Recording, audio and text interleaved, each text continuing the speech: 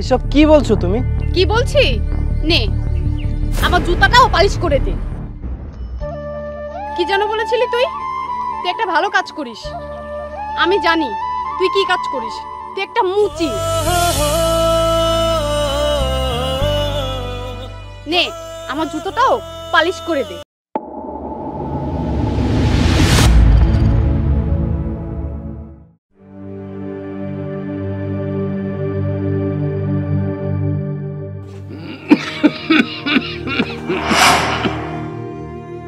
কি হলো বাবা, তুমি ওষুধ খাওনি? আমি কতবার তোমাকে বলেছি ওষুধটা ঠিক মতো খেয়ে নিও। বাবা, আমি কি কখনো ঠিক হতে পারবো না? তুমি এমন কথা কেন বলছো বাবা? তুমি একদম ঠিক হয়ে যাবে। আমি তোমার চিকিৎসা করাবো, তারপরে তুমি আগে যেমন ছিলে ঠিক তেমন হয়ে যাবে। বাবা তুমি আবার শুয়ে পড়ো।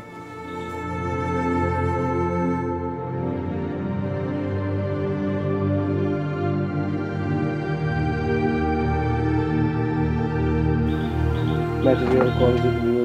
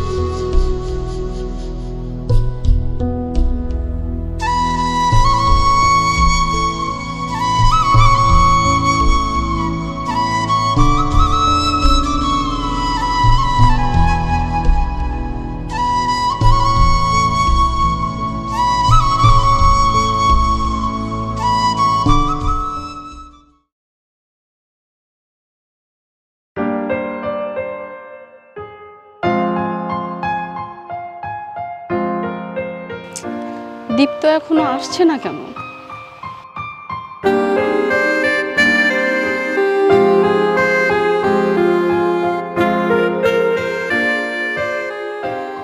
এসেছো তুমি? কোথায় ছিলে এতক্ষণ? তুমি কখনো সময় মতো আসো না। তোমার জন্যই তো এত দেরি হলো। আমার জন্য? হ্যাঁ, মানে তোমার জন্য একটা জিনিস আনতে গিয়েছিলাম, তার জন্য একটু দেরি হলো। তাই? কি জিনিস দেখাও তো আমাকে একটু। Happy birthday Mishti. Wow, thank you. Thank you দিতে হবে না, তুমি শুধু এভাবে আমার পাশে থেকো, তাহলেই হবে। এটা বলার কি আছে? আমি তো সবসময় তোমার পাশেই আছি। আর তোমার না একটা চাকরি হওয়ার কথা ছিল, সেটার কি হলো? এখনই চাকরি কি করে হবে বলো? এখনো তো আমার পড়াশোনা চলছে। চাকরি পেতে হলে টাকার প্রয়োজন, আর টাকা উপার্জনের জন্য আমার কাজ করতে হয়। এজন্য পুরো সময়টা পড়াশোনার পিছনে দিতে পারি না। আচ্ছা, কি কাজ করো তুমি? আছে, একটা ভালো কাজ করি। আচ্ছা আচ্ছা ঠিক আছে, চলো তাহলে সামনের দিকে যাই। চলো।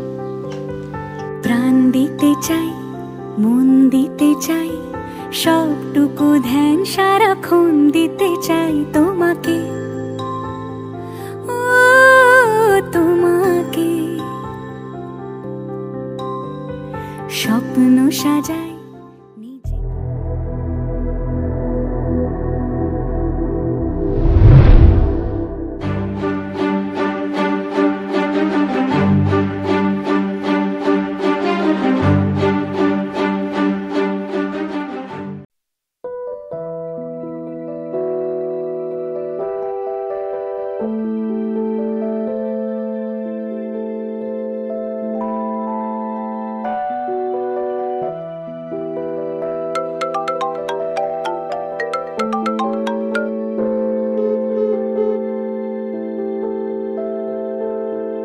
কে ফোন দিয়েছে তোমাকে?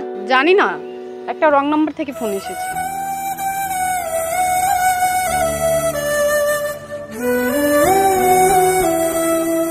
আচ্ছা যাই হোক, আমার একটা জরুরি কাজ আছে, আমি তাহলে এখন যাই। হ্যাঁ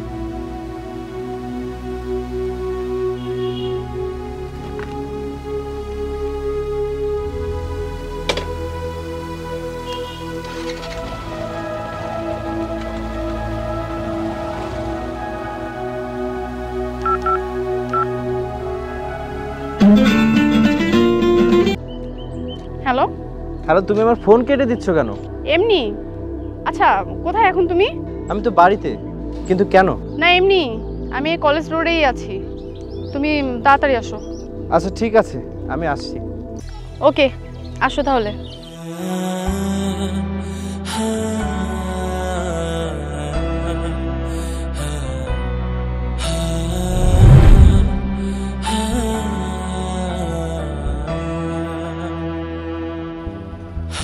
এই নাও, এটা তোমার জন্য।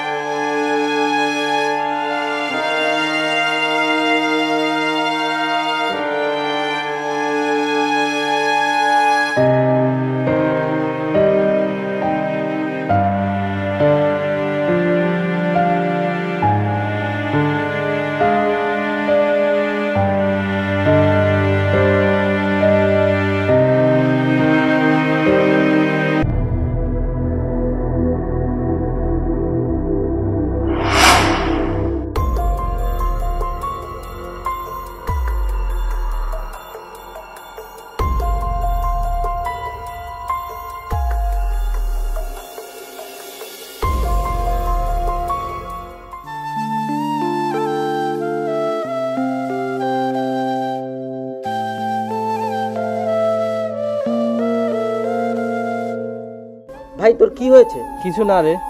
দেখ, আমি দূর থেকে সবই দেখেছি। এসব মেয়েরা এমনই হয়, মন খারাপ করিস না।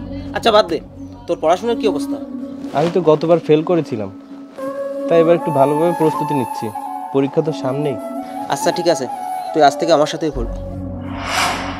আমরা দুজন একসাথেই পড়বো। আর তুই যদি তোর ক্যারিয়ার গড়তে চাস তাহলে এসব মেয়েদের কথা ভুলে যা। তুই তোর ক্যারিয়ারে ফোকাস কর। আচ্ছা ঠিক আছে ভাই, তোর মতো বন্ধু পাশে থাকলে আমি সব কিছু করতে পারবো।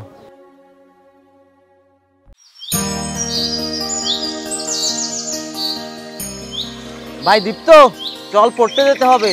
বাবা আমি পড়তে গেলাম। আসছি ভাই, আসছি।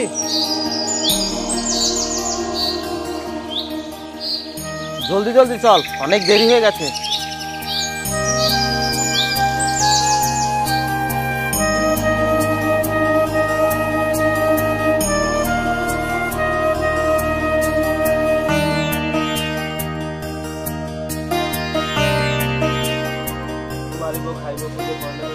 ভাই দীপ্ত, এই বইটা পড়। এই বইতে সব অ্যান্সার দেওয়া আছে। ঠিক আছে ভাই। তুই আজ যে উপকার করলি আমি সবসময় মনে রাখবো। আচ্ছা ঠিক আছে, আমি যাই।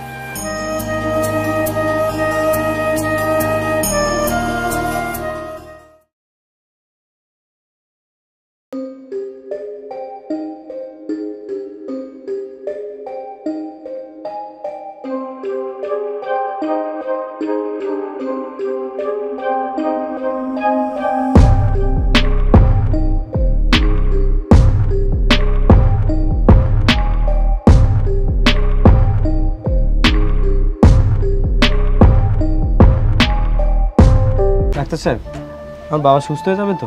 হ্যাঁ অবশ্যই, উনি খুব দ্রুত সুস্থ হবেন, কোনো দুশ্চিন্তা করতে হবে না। আমি এই ওষুধ দিয়ে দিয়েছি, এই ওষুধগুলো ওনাকে খাওয়ান, খুব তাড়াতাড়ি উনি সুস্থ হয়ে যাবেন। ডাক্তার সাহেব, নিন আপনার ফিসটা। আমি তাহলে আসি।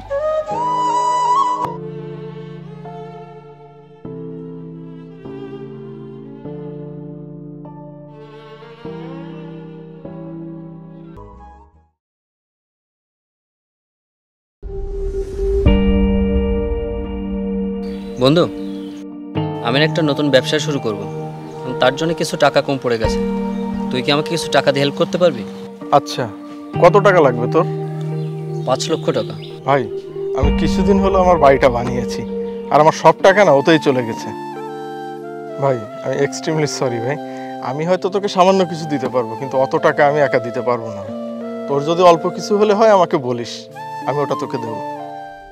ও আরেকটা কথা, আমার তো আবার একটু বেরোতে হবে, অলরেডি 12টা বেজে গেছে। ভাই তাহলে তোরা থাক, আর তোর যদি অল্প টাকায় হয় আমাকে বলিস। আসি তাহলে। আর ওইটা যদি হয় আমাকে জানাস।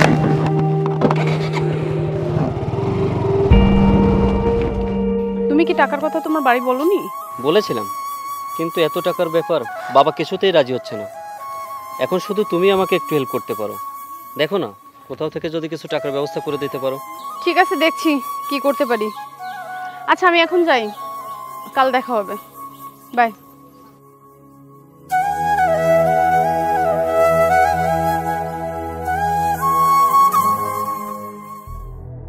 বাসায় টাকার কথা বললে বাবা রাগ করবে। কিভাবে যে টাকাটা ম্যানেজ করি কিছুই ভেবে পাচ্ছি না।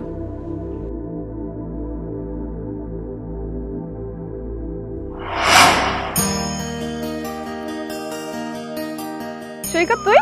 আরে হ্যাঁ মিষ্টি, কতদিন পর তোমার সাথে দেখা।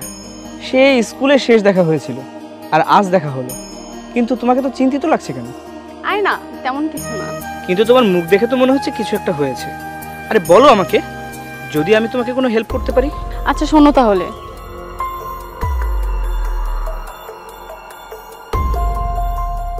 টাকাটা খুব দরকার। সবই তো শুনলাম। একজন আছে যে তোমাকে সাহায্য করতে পারে। কে এসে? আমার বস। উনি অনেক দয়ালু একজন মানুষ, উনি মানুষকে সাহায্য করে। উনি চাইলে অবশ্যই তোমাকে সাহায্য করবে। আচ্ছা এই নাও আমার কার্ড রাখো, তুমি কাল অফিসে দেখা করো আমার সাথে। ঠিক আছে? ঠিক আছে।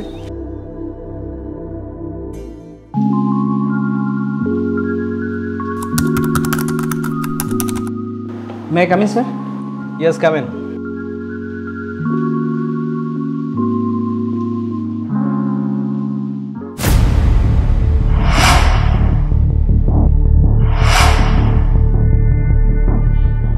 স্যার এ হচ্ছে আমার বন্ধু, আর এ হচ্ছে ওর বয়ফ্রেন্ড। স্যার স্যার ওরা একটা নতুন ব্যবসা শুরু করতে চাচ্ছিল, তো ওদের কিছু টাকা কম পড়েছে স্যার। তো আমি আপনার কথা বললাম, তাই আপনি যদি কিছু হেল্প করতেন ওদের একটু। আচ্ছা, তুমি অ্যাকাউন্ট সেকশনে যাও, ওই প্রজেক্টের 500 ওয়ার্কার্সের স্যালারিটা ক্লিয়ার করে দিয়ে আসো। যাও। Okay sir. আমি কথা বলছি।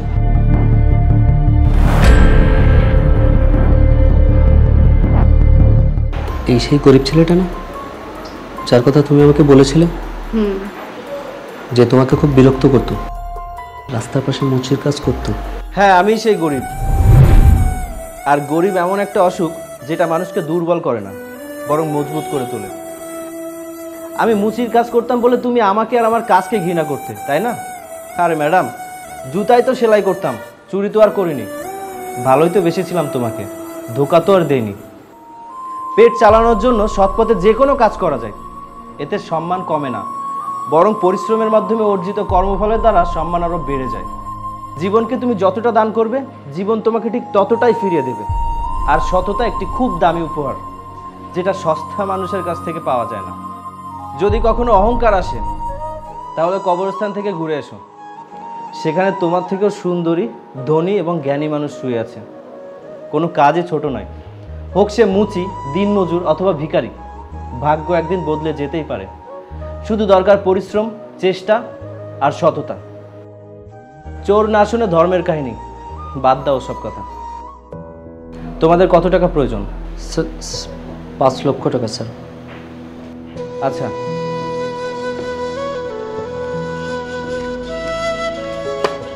একদিন মুচির কাজ করতাম বলে তোমাদের কাজ এতটুকু সাহায্য করতে পারলাম। কি ভাবছো? নিয়ে নাও টাকাটা। আশা করি এই মুচির দেওয়া টাকাটা তোমাদের অনেক প্রয়োজন মেটাবে।